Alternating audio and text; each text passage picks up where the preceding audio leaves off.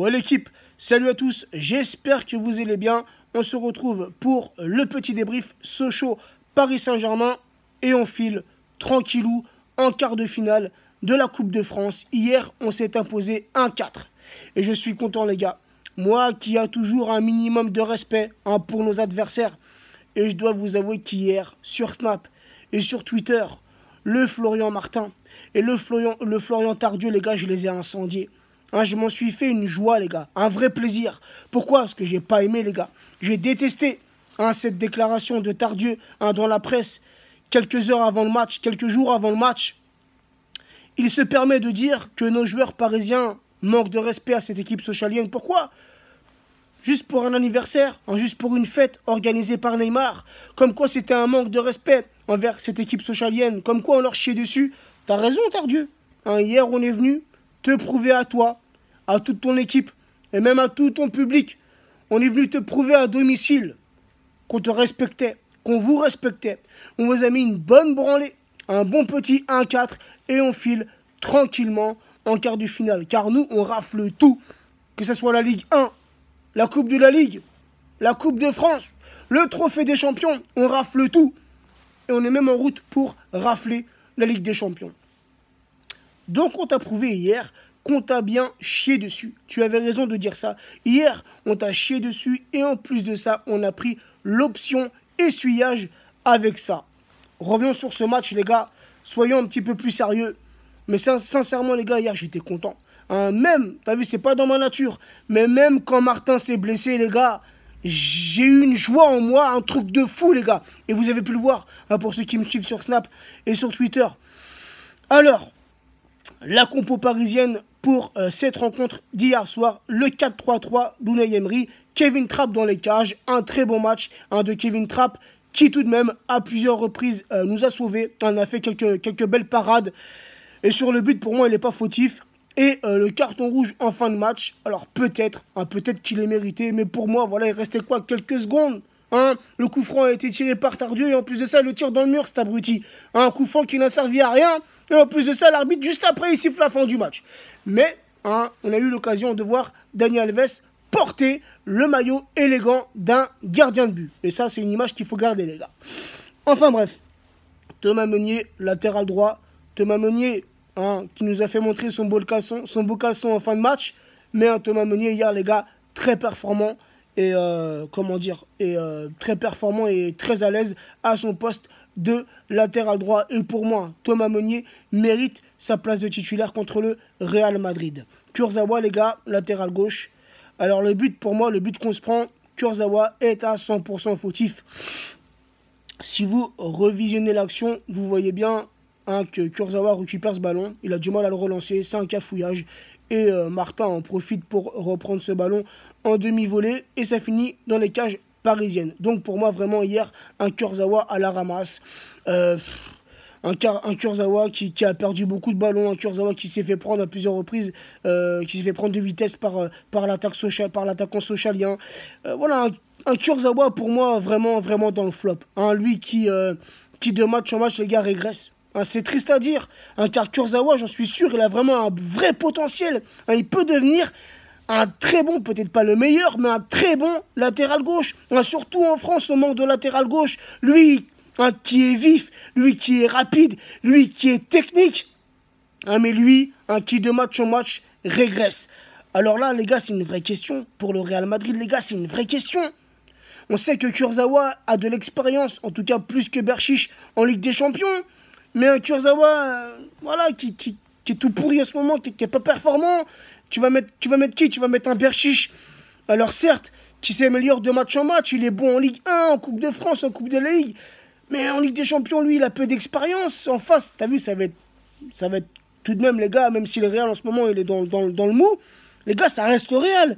Ils sont double tenants du titre, les gars. C'est pas n'importe qui qu'on va affronter dans moins d'une semaine.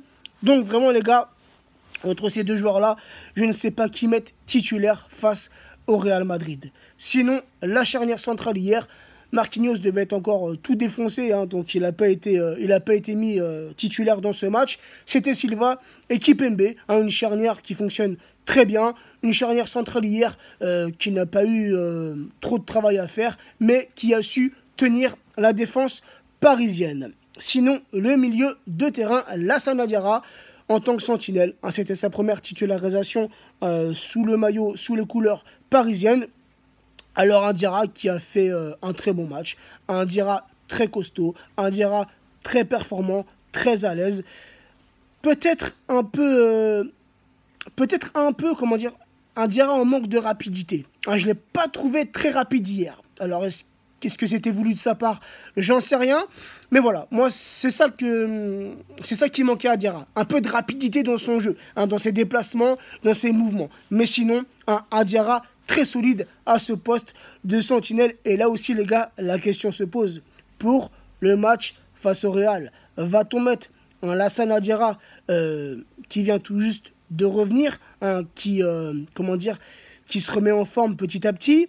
Va-t-on mettre un Mota qui a certes de l'expérience dans les gros matchs de Ligue des Champions, mais un Mota un peu affaibli, hein, lui qui a été blessé plusieurs mois? Ou va-t-on prendre le risque de mettre un Lo Celso à ce poste de sentinelle, lui, hein, qui nous a dépanné depuis quelques mois à ce poste? Ce n'est pas son poste de prédilection, mais on voit un Lo Celso qui de match en match acquis de l'expérience, acquis certaines qualités en tant que sentinelle. Mais encore une fois les gars, contre le Real, ça sera un autre match, dans un autre contexte. Ça sera un match très difficile les gars, et surtout une vraie bataille au milieu de terrain. Donc là aussi, la question se pose, est-ce Lassana Diarra, Thiago Motta ou Lo Celso qu'il faut mettre titulaire face au Real? Draxler en tant que milieu gauche hier soir, alors un bon Draxler, même un très bon Draxler, lui qui avait été fantomatique dans les matchs précédents. Hier soir, en tant que milieu gauche, j'ai trouvé un Draxler, les gars, excellent. Idem pour Marco Verratti qui nous a encore une fois hier soir délivré un très grand match. Et l'attaque parisienne, les gars, Cavani qui met le deuxième but parisien. Cavani qui met son 158e but, toute compétition confondue sous les couleurs parisiennes. Et hier soir, un bon Cavani. Hein, lui qui avait été en manque de réussite le match dernier, hier soir, il met son petit but tranquillou. Et il devance Zlatan d'un but. Voilà. Ensuite, Angel Di Maria, les gars. Alors lui, pour moi, hier soir, c'est l'homme du match. Un très grand Angel Di Maria qui met un triplé. Hein, c'est lui qui ouvre le score. Même pas une minute de jeu. Et qui perd la balle, les gars, au milieu de terrain. C'est Tardieu. C'est Monsieur Grande Gueule. Hein, c'est lui qui perd le ballon au milieu de terrain.